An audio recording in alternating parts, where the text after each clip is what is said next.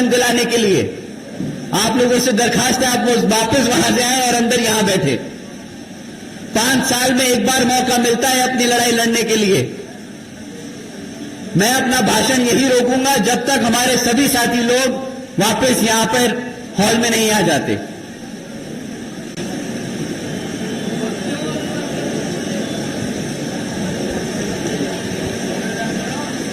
साथियों, ये बात मैं आपस में जब हमारे सदस्यों के साथ मैं बैठता हूं, छोटी मीटिंगें लेता हूं, तब मैं ये उनसे हर बारी कहता हूं। वो मुझे बहुत शिकायत करते हैं कि सर है कुछ समर्थक हैं जो पद लेने तो आ जाते हैं परंतु काम नहीं करते।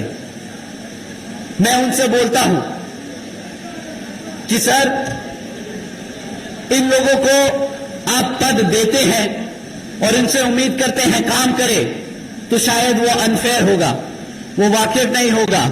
आपको उनको पद देने के साथ साथ समझाना होगा कि ये जिस मूवमेंट में उन्होंने पद लिया है उस मूवमेंट के लिए कितना संघर्ष किया हमारे आदरणीय बहन जी ने, मान्यवर साहब ने, बाबा साहब डॉक्टर भीमराव अंबेडकर जी ने, और कितना मेहनत हमारा कार्यकर्ता करता है।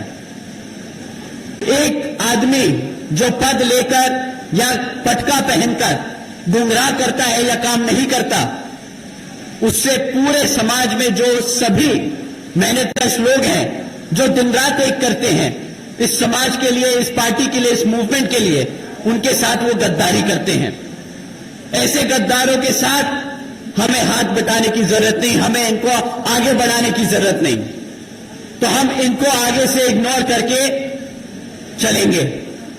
साथियों, मैं अपना भाषण दोबारा रिज्यूम करता हूं। मैं कह रहा था कि यहां पर राज्य सरकारों को यह ताकत दे दी इस जजमेंट ने कि वो अपनी मर्जी से किसी भी SC ST जाति में से आरक्षण का लाभ देना चाहे वो दे सकती है। किसी भी SC ST जाति से लाभ छीनना चाहती है आरक्षण का तो वो छीन भी सकती हैं। साथियों,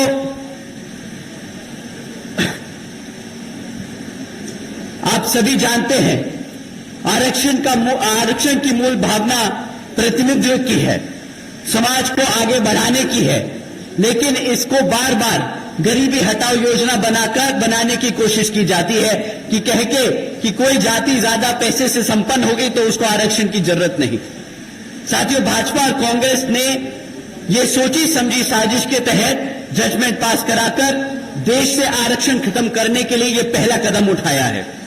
आदरणीय बहन जी ने इस फैसले पर सवाल उठाया है और पूछा है कि क्या जिन्हें आरक्षण का लाभ मिला है, क्या उनकी सामाजिक स्थिति बहुत बेहतर हो गई है? क्या उनके साथ आज भेदभाव खत्म हो गया है? मैं जानता हूं कि आज यहां मीटिंग में हमारे यहां से सब समाज से काफी बड़े बड़े लोग भी आए हैं, बड़े बिजनेसमैन भी हैं, काफी बड़े इंडस्ट्रियलिस्ट भी हैं, परंतु सच बात ये वो भी जानते हैं कि आज आप चाहे पैसे से कितने भी संपन्न हो जाएं, परंतु जिसकी सोच आज भी आपको नीचा देखने की है, आपको आपकी जाति के आधार पर देखने की है, वो आपको अभी कभी भी पैसे से आप कितने भी संपन्न हो जाएं, आपको कभी भी आपको अपना बराबर नहीं समझेगा। साथियों, जब तक हम ये सोच खत्म नहीं कर देते लोगों से कि हर जाति बिरादरी, हर धर्म बराबर है, तब तक हमें आरक्षण की जरूरत है, तब तक हम ये लड़ाई लड़ते रहेंगे। साथियों, ऐसी समाज को बांटने की ये पहली शुरुआत है, पहला कदम है ऐसी समाज को बांटने के लिए। ये ऐसी समाज की आजादी छीनने का शुरुआत की गई है। ये संविधान को बदलने की शुरुआत है। संविधान बचाने के नाम पर भाजपा और कांग्रेस मिलकर संविधान को बदलने का काम कर रहे हैं। आदरणीय बहन जी ने कहा है कि अगर यहां भाजपा के एनडीए और कांग्रेस की इंडिया अलायंस वाली पार्टियां, जिसमें सपा, आम आदमी पार्टी जैसी पार्टियां शामिल हैं, ये लोग अगर हमारे SC ST समाज के आरक्षण के सच में हितैषी हैं, तो ये सब मिलकर पार्लियामेंट के जरिए रिजर्वेशन एक्ट को संविधान की 9वीं सूची में डालकर इसको हमेशा हमेशा के लिए सुरक्षित कर दें, ताकि रिजर्वेशन के साथ कोई भी छेड़खानी ना कर सके। साथियों, लेकिन ये बिल्कुल भी बहन जी की मांग है। और इतना ही नहीं, बल्कि बहन जी ने यह भी मांग की है कि जिस तरीके से ये जजमेंट पास किया गया है, आगे ऐसे जजमेंट पास ना हो। तो बहन जी की यह भी मांग है कि जुडिशरी में भी रिजर्वेशन लागू होना चाहिए, ताकि भविष्य में भी इस तरह के जजमेंट जो हमारे रिजर्वेशन के साथ खिलवाड़ करे वो कभी भी पास ना हो पाए। साथियों, कांग्रेस पार्टी की ओर से उनके राष्ट्रीय अध्यक्ष श्री खड़गे जी ने प्रेस कॉन्फ्रेंस कर ये कहा था कि आरक्षण तो पंडित नेहरू जी और गांधी जी की देन है। पहली बात, राहुल गांधी जी कहां थे वोट मांगने के लिए? तो वो खुद संविधान की किताब दिखाकर वोट मांगते फिरे पूरे देश भर, परंतु जब संविधान के खिलाफ ऐसे जजमेंट पास हो रहे हैं तो वो पूरे मीडिया से गायब हो गए। किसी भी मंच पर आकर उन्होंने अपना स्टैंड क्लियर नहीं किया, जबकि गांधी जी का कुछ ही समय में पोल खुल गया। वो विदेश में जाकर बोलते हैं कि जब हमारा अच्छा समय आएगा तो हम संविधान से आरक्षण बिल्कुल खत्म कर देंगे। साथियों, बताइए, जो लोग कांग्रेस वाले लोग किताब लेकर घूम रहे थे कि हम संविधान बचाएंगे, हमारे एससी एसटी समाज को गुमराह पूछते फिर रहे थे कि हम आपके हकों के लिए लड़ेंगे, पहला मौका मिलते ही, सरकार को बने 6 महीने नहीं हुए, पहला मौका मिलते ही इन्होंने ऐसा जजमेंट पास होने दिया जिससे हमारा एससी एसटी का रिजर्वेशन खतरे में आ गया। और अब जब रिजर्वेशन खतरे में आ गया तो इनके असली रंग रूप सामने आने लगे हैं। कहने लगे कि हम तो संविधान से आरक्षण ही खत्म कर देंगे। यहां पे कितने हमारे एससी एसटी समाज के साथी लोग मौजूद हैं हॉल में? हाथ उठाकर आप लोग बताइए, आप ही बताइए मुझे कि आप लोगों को बोला नहीं था इन्होंने कि आपके हकों के लिए, आपके आरक्षण के लिए लड़ेंगे? बताइए साथियों, हाँ या ना? वही आदमी आज विदेश में जाकर आपके खिलाफ बोल रहा है। बताइए, धोखा किया कि नहीं किया? अब आप ही बताइए, क्या आप ऐसे धोखेबाज को सत्ता में आने देंगे? आने देंगे? उसको प्रदेश में घुसने देंगे? अगली बारी वो कदम रखने की कोशिश करे आपके जिले में, खदेड़ के बाहर फेंक देना, बता देना विरोधी कौन है, गद्दार कौन है यहां पर।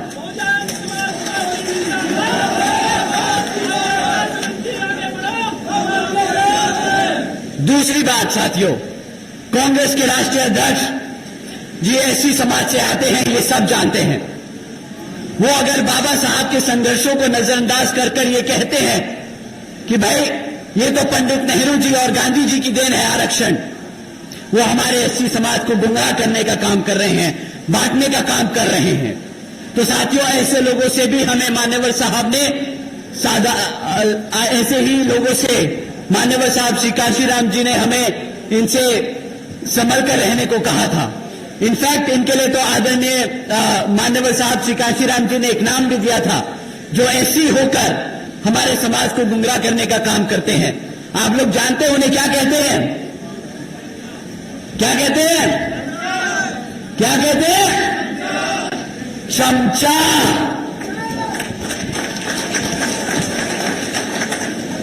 कांग्रेस के राष्ट्रीय अध्यक्ष एक एससी समाज से आकर अगर बाबा साहब के काम को, संघर्ष को नजरअंदाज करते हैं तो वो कांग्रेस के क्या हुए? साथियों, ऐसे लोगों के लिए आज मान्यवर साहब श्री काशीराम जी ने किताब भी लिखी थी, चमचा युग। आप लोगों से दरखास्त है कि वो किताब जरूर पढ़िएगा, ऐसे लोगों से सावधान रहिएगा। तीसरी बात, पंडित नेहरू जी और गांधी जी आरक्षण तो दूर की बात है, वो दलितों के इतने विरोधी थे कि जब संविधान कमेटी के सदस्य चुने जा रहे थे तो बाबा साहब जी जिस लोकसभा से संसद में जाने वाले थे, तो वो पंडित नेहरू और गांधी जी ने वो कॉन्स्टिट्यूएंसी को ही पाकिस्तान का हिस्सा बनाकर उन्हें पाकिस्तान की संविधान कमेटी में भेजने का काम करा था। साथियों, जिन लोगों से बाबा साहब नहीं बर्दाश्त हुए, आप लोगों को लगता है कि बाबा साहब का दिया हुआ आरक्षण उन्हें बर्दाश्त होगा? आप लोगों को लगता है कि वो लोग आपके आरक्षण को बर्दाश्त कर पाएंगे? साथियों, ये बात आप अपने जहन में बांध लीजिए। गांव-गांव में अब प्रचार करना शुरू कर दीजिए। राहुल गांधी जी, हुड्डा जी, कांग्रेस बाबा साहब विरोधी थे, हैं और रहेंगे। राहुल गांधी जी, हुड्डा जी, कांग्रेस दलित विरोधी थे, दलित विरोधी हैं और दलित विरोधी रहेंगे।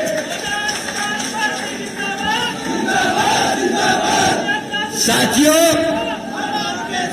राहुल गांधी जी, हुड्डा जी, कांग्रेस आरक्षण विरोधी थे, आरक्षण विरोधी हैं और आरक्षण विरोधी रहेंगे। राहुल गांधी जी जैसे नेता जो आरक्षण खत्म करना चाहते हैं, आप सब जानते हैं, आप सब जान लीजिए, संविधान हमारी पहचान और आरक्षण हमारी आजादी छीनने नहीं देंगे आपको, छीनने नहीं देंगे आपको। साथियों, इन्हें तो अपने ही हरियाणा की दलित बेटी बर्दाश्त नहीं होती। बाबा साहब, मान्यवर साहब, आदरणीय बहन जी और हमारा समाज तो दूर की बात। आप सबने देखा होगा, इन लोगों से हमारे हरियाणा की दलित की बेटी बर्दाश्त नहीं होती। आदरणीय शैलजा जी के लिए हुड्डा के समर्थकों ने कितना बुरा भला बोला, वो सब आप लोगों ने देखा। एक बड़ी दलित नेता है वो, शैलजा जी का हम पूरा आदर सम्मान करते हैं और इस मंच के माध्यम से हम ये पूरे हरियाणा को बता देना चाहते हैं कि आप एक दलित होकर अपना पूरा जीवन कांग्रेस को समर्पित कर सकते हैं, परंतु तब भी ये कांग्रेस आपको वो सम्मान नहीं दे सकती जो आपकी अपनी पार्टी बहुजन समाज पार्टी देती है। साथियों, मैं ये दोबारा दोहराऊंगा, राहुल गांधी जी, हुड्डा जी, कांग्रेस दलित विरोधी थे, दलित विरोधी हैं और दलित विरोधी ही रहेंगे। साथियों, अब मैं आप सबका ध्यान यहां विधानसभा चुनाव में होने वाले कुछ मुद्दों पर लेके आना चाहूंगा। साथियों, यहां पिछले 10 सालों से हरियाणा में भाजपा की सरकार चल रही है और अब जब चुनाव हमारे सर पर है तो ये भाजपा के लोग भी आप लोगों के बीच में आकर आपसे विभिन्न तरह के वादे करेंगे, आपसे वोट मांगने का काम करेंगे, परंतु साथियों, आपको इनसे सवाल करने होंगे। कभी भी जाति और धर्म के आधार पर मत सवाल करिएगा जो सत्ता में बैठा है। इनसे आपको मैं दरखास्त करूंगा कि आप सवाल करें इनसे, आप इनसे सवाल करें शिक्षा पे, रोजगार पे और यहां पर आसमान छूटी हुई महंगाई पे। साथियों, यहां आज इतनी बड़ी संख्या में हमारी माताएं बहनें बैठी हैं, हमारे बड़े बुजुर्ग बैठे हैं। मैं आप लोगों से पूछना चाहूंगा, आप लोग उन सबको जरूर से सुनिएगा, क्या मिला आपके बच्चों को शिक्षा के नाम पर? बीजेपी के सरकार के चलते हुए साथियों, पिछले 10 सालों में सरकार ने यहां पर 5,000 से ज्यादा प्राइमरी स्कूल्स बंद करने का काम किया है। एक तरफ यहां पे पढ़ने लिखने की बच्चों की संख्या दिन पे दिन बढ़ती जा रही है और दूसरी तरफ यहां पर ये भाजपा वाले हमारे बच्चों के प्राइमरी स्कूल बंद कर रहे हैं।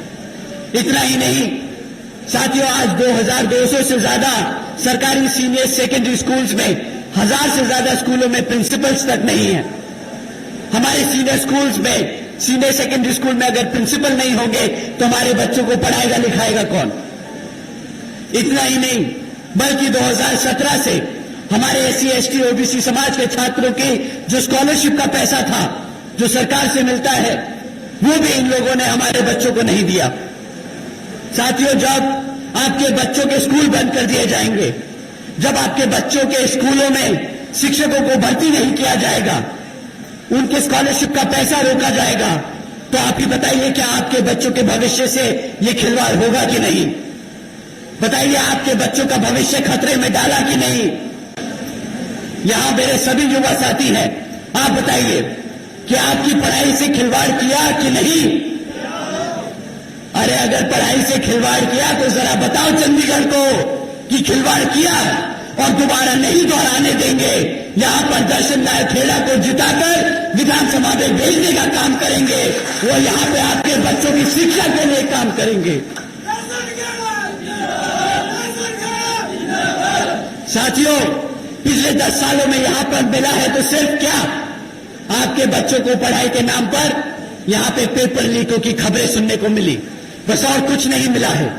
साथियों, कोई भी ऐसा सरकारी डिपार्टमेंट नहीं बचा जिसकी भर्ती के परीक्षा के पेपर इन्होंने ना लीक किए हो।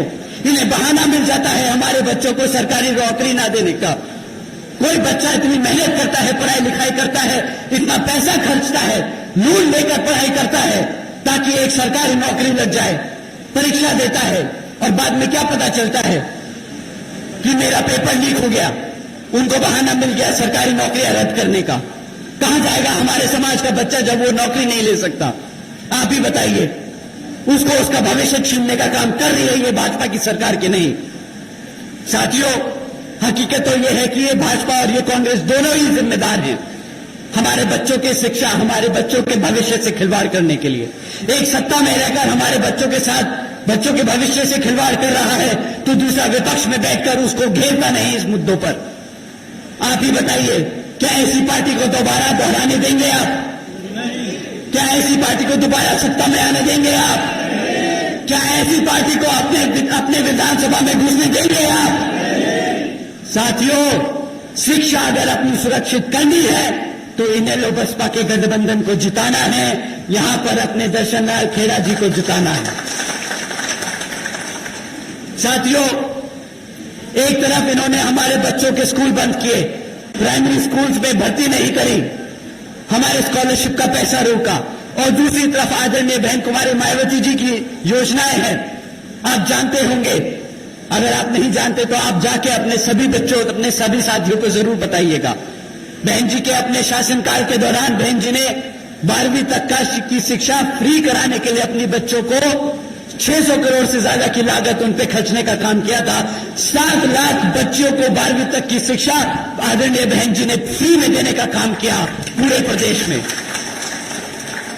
यही नहीं, आदरणीय बहन जी ने 6 इंजीनियरिंग कॉलेजेस बनाए, 2 होम्योपैथिक कॉलेजेस बनाए, 24 पॉलिटेक्निक कॉलेजेस बनाए, 2 पैरामेडिकल कॉलेजेस बनाए, 6 यूनिवर्सिटीज बनाई, 200 से अधिक इंटर डिग्री कॉलेजेस बनाए, 100 से अधिक ITI, 550 से ज्यादा हाई स्कूल और 5,500 से ज्यादा प्राइमरी स्कूल्स बनाने का काम किया। मेरे को आपको इनकी गिनती गिनवाते गिनवाते गला सूख गया। साथियों, इतना ही नहीं, हमारे सभी पिछड़े समाज से आने वाले बच्चों के लिए देश में पहली बार आदरणीय बहन जी ने इन सभी सरकारी कॉलेजेस और यूनिवर्सिटीज के हॉस्टल्स में और इनके सभी सीटों पे 27% आरक्षण की व्यवस्था तय की थी ताकि हमारे समाज के, पिछड़े समाज के बच्चों को पढ़ने लिखने का पूरा मौका मिल सके। साथियों, यही नीतियां हैं जिसके आधार पर चलकर यहां पर बसपा इनेलो की सरकार आपके बच्चों के लिए यहां पर स्कूल्स, यूनिवर्सिटीज, कॉलेजेस, स्कॉलरशिप्स और आपके बच्चों के लिए एक उज्जवल भविष्य देने का काम करेगी, जिसके लिए आपको अब अपनी कमर कस लेनी है और गांव-गांव और गली-गली में घूमकर अपने यहां प्रत्याशी श्री दर्शन लाल खेड़ा जी का प्रचार कर उन्हें विधानसभा जिताने का काम कर रहे हैं। अब मैं आप लोगों से, अपने युवा साथियों से रोजगार के नाम पर आपसे मैं बात करना चाहूंगा। आपको सवाल उठाना है कि रोजगार के नाम पर हमारे युवा साथियों को क्या मिला। हमारी माताएं बैठी हैं, हमारी बहनें हैं, हमारे बड़े बुजुर्ग हैं। आपके सबके घर में कम से कम एक युवा होगा जो बेरोजगार घूम रहा है, बेचारा पढ़ाई लिखाई करता है। आपने अपनी मेहनत से इतना कमा दमा के लोन लेना के उस बच्चे को पढ़ाया, किस लिए? कि वो रोज किसी दिन नौकरी करेगा तो हमारा भी समाज में सर गर्व से फख्र से ऊपर होगा कि मेरा बच्चा भी खुद कमाता है, अपने घर में मेरी माता, मेरी बहन के लिए मैं अपने पिताजी का नाम रोशन करता है। परंतु हकीकत यह है कि पिछले 10 सालों में साथियों 40% युवा आज बेरोजगार घूम रहा है। पिछले 10 साल में यहां पर 2 लाख से ज्यादा सरकारी पद खाली छोड़ दिए गए। आप जानते हैं क्यों? यहां पर सरकार अगर चाह के भी 2 लाख सरकारी खाली पद हैं तो वो नहीं भरती। हमारे 40% युवा बेरोजगार घूम रहे हैं, उन्हें 2 लाख नौकरियां देना चुटकी का काम है, परंतु वो नौकरी नहीं देती, क्योंकि अगर इन्होंने 2 लाख पद भर दिए तो इन्हें उन 2 लाख पदों पे सरकारी पदों पे आरक्षण भी देना पड़ेगा। हमारा पिछड़े समाज से साथियों को रोजगार देना पड़ेगा। हमारे मुसलमान समाज को उन्हें रोजगार देना पड़ेगा। हमारे विभिन्न माइनॉरिटीज ग्रुप को उनको भी रोजगार देना पड़ेगा। परंतु ये लोग वो 2 लाख पद नहीं भरेंगे। साथियों, इतना ही नहीं, हमारे यहां पे क्लरिकल वर्कर्स वो अपनी बेसिक पे 35,000 रुपए करने की मांग कर रहे हैं पिछले 10 सालों से। आज तक उनकी मांग को सुना तो दूर, उन्हें तो बिल्कुल एंटरटेन ही नहीं करते, ऊपर से धमकाते हैं कि अगर तुमने यहां पे आंदोलन किया तो तुम्हें बर्खास्त कर दिया जाएगा सरकारी नौकरियों से। अब आप ही बताइए कि अगर जो लोग रोजगार मांग रहे हैं उन्हें रोजगार देना नहीं चाहते, जो लोग अपना रोजगार में हैं, जो टेम्परेरी वर्कर्स बना रखे इन्होंने, आप लोग तो जानते होंगे कि यहां पर कुल मिलाकर 2,000 से ज्यादा लेक्चरर्स परमानेंट होने की मांग भी कर रहे हैं। 40% युवा बेरोजगार घूम रहा है। 2 लाख सरकारी पद खाली पड़े हैं। ये सरकार क्या कर रही है उसके बदले? कौशल विकास निगम जैसी योजनाएं चला रही हैं। जो पक्की नौकरियां हैं उनको भी कच्ची नौकरियां बनाकर यहां पर हमारे समाज के लोगों का आरक्षण वो भी खत्म करने की पूरी तैयारी में बैठी है। साथियों, एक तरफ भाजपा की सरकार है जो रोजगार के नाम पर ऐसा मजाक करती है, दूसरी तरफ हमारे आदरणीय बहन कुमारी मायावती जी की योजनाएं हैं जिसके तहत चलकर बहन जी ने 4 साल के अपने शासनकाल में 90,000 से अधिक शिक्षकों को रोजगार दिया, 1 लाख से अधिक सफाई कर्मचारियों को रोजगार दिया था, 2 लाख से अधिक आदिवासी अधिक से ज्यादा पुलिस फोर्स में भर्ती करी थी। और हमारे यहां पर शहरी सारी अपर कास्ट समाज के साथी लोग बैठे हैं, पंजाब कम्युनिटी से हैं, बनिया कम्युनिटी से हैं। आप सबको जानकर रहनारी होगी साथियों कि आदरणीय बहन जी ने 30 लाख से अधिक हमारे अपर कास्ट समाज के कमजोर लोगों के विभिन्न साथियों को सरकारी नौकरी देने का काम किया था। 30 लाख से ज्यादा नौकरियां हमारे अपर कास्ट समाज के भाइयों बहनों को मिली। इतना ही नहीं, बल्कि बहन जी के शासनकाल के दौरान बसपा की सरकार ने कृषि एवं संबंधित कार्यों में मिनिमम वेज को 55 रुपए से बढ़ाकर 100 रुपए प्रतिदिन करने का काम किया था।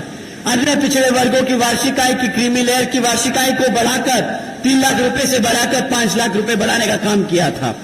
साथियों, इतना ही नहीं, हमारे किसान भाइयों के लिए रातों रात गन्ना खरीदी के दाम दुगने कर दिए थे। साथियों, बहन जी के गवर्नेंस मॉडल के तहत चलकर ही बसपा की सरकार ने प्रदेश के सभी समाज के लोगों को अपने पैरों पर खड़ा करने का काम किया था, सम्मान से जीने का अधिकार दिलाया था। साथियों, और अब साथियों, अगर हम महंगाई की बात करें तो इस सरकार के बारे में मेरे पास बोलने के लिए सिर्फ एक ही चीज है। ये सरकार आप लोगों के बीच में आती है और बड़े गर्व से बोलती है कि हमने 80 करोड़ जनता को मुफ्त में राशन दिया है। केंद्र और हरियाणा की भाजपा सरकार बड़े जोर से बोलती है कि इनके मंत्री लोग आपके लोगों के बीच में आकर बोलते हैं कि सरकार ने 80 करोड़ से ज्यादा देशवासियों को मुफ्त में राशन देने का काम किया है, परंतु ये समझते नहीं कि अगर इन्होंने 80 करोड़ से ज्यादा जनता को मुफ्त में राशन देने का काम किया तो इन 80 करोड़ जनता को मुफ्त में राशन देने की जरूरत क्यों पड़ी? ये लोग सीधा सीधा कह रहे हैं कि आज भारत की 80 करोड़ जनता गरीबी रेखा से नीचे है, जो अपने आप कमाकर खा नहीं सकती। इन्होंने 2014 में वादा किया था कि सालाना 2 करोड़ नौकरियां देंगे। अगर ये वो वादा पूरा करते तो आज हमारे टैक्स पेयर्स का 2 लाख करोड़ रुपया इन 80 करोड़ जनता को मुफ्त में राशन देने के लिए नहीं खर्चा जाता। इस 2 लाख करोड़ रुपए जो आपका टैक्स का पैसा है, वो सरकार यहां पर नई नौकरियां पैदा करने के लिए वो लगा पाती। तो ये लोग जो बड़े गर्व से बोलते हैं कि हमने मुफ्त में राशन दिया, हमारे गरीब लोगों के, हमारे लोगों से रोजगार छीनने का काम किया है, 80 करोड़ जनता को गरीबी में ढकेलने का काम किया है, हमारे मेहनत कर टैक्स के पैसे का पैसा इन्होंने मिसयूज किया है। साथियों, ऐसे लोगों को आप क्या सत्ता में दोबारा लाना चाहेंगे? आप लोग ऐसे लोगों को सत्ता में लाना चाहेंगे? तो साथियों, समय आ गया है यहां पर अपनी बसपा और इनेलो की सरकार को बनाने का। एक तरफ भाजपा और कांग्रेस आप लोगों को गुलाम बनाना चाहती है, बेरोजगार रखना चाहती है, अनपढ़ रखना चाहती है। दूसरी तरफ बसपा इनेलो का गठबंधन सी सरकार आपको अपने पैरों पर पढ़ा लिखा खड़ा कर, रोजगार देकर एक काबिल व्यक्ति बनाकर इस समाज का एक बहुत महत्वपूर्ण हिस्सा बनाना चाहती है।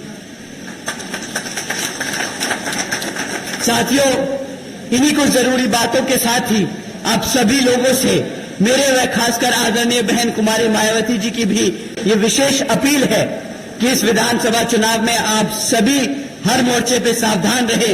आप लोगों का वोट बहुत कीमती है। आपका वोट कोई खरीद ना पाए, आपका वोट कोई लूट ना पाए, आपका वोट कोई पढ़ने से रह ना जाए। जाति, बिरादरी, धर्म, बल, मंदिर, मस्जिद या किसी भी भावना आदि के नाम पर कोई स्वार्थी आपको अपने जाल में फंसाकर आपके वोट का दुरुपयोग ना कर ले, क्योंकि देश के हर महिला, पुरुष व युवा को वोट डालने का अधिकार यह महत्वपूर्ण बाबा साहब डॉक्टर भीमराव अंबेडकर जी की महत्वपूर्ण देन है। मैं आप सभी से ये खास तौर अपील करता हूं कि आप लोग यहां विधानसभा जगाधरी से बसपा के उम्मीदवार श्री दर्शन लाल खेड़ा जी को, चुनाव में लड़ रहे दर्शन लाल खेड़ा जी को यहां पर वोटिंग मशीन पर हाथी का चुनाव चिन्ह वाले सामने वाला बटन दबाकर भारी मतों से जिताकर विधानसभा भेजने का काम करें। साथियों, कमर कसने का समय आ गया है। साथियों, सत्ता छीनने का समय आ गया है। साथियों, आपका शासक बनने का समय आ गया है। जय भीम, जय भारत।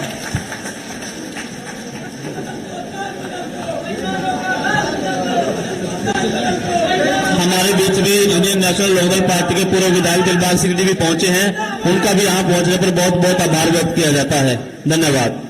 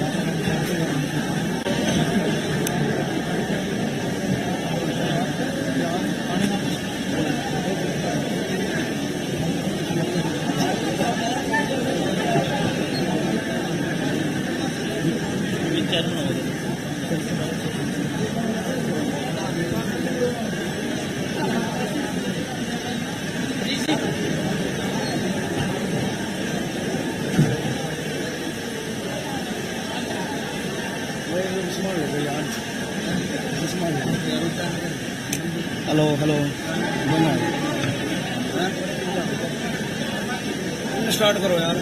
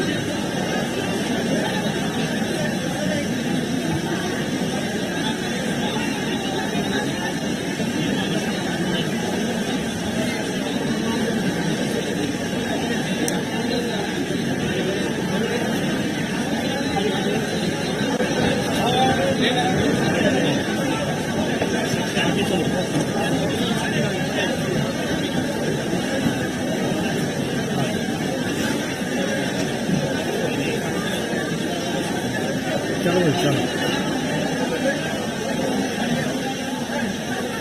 ये छोड़ दो साथियों।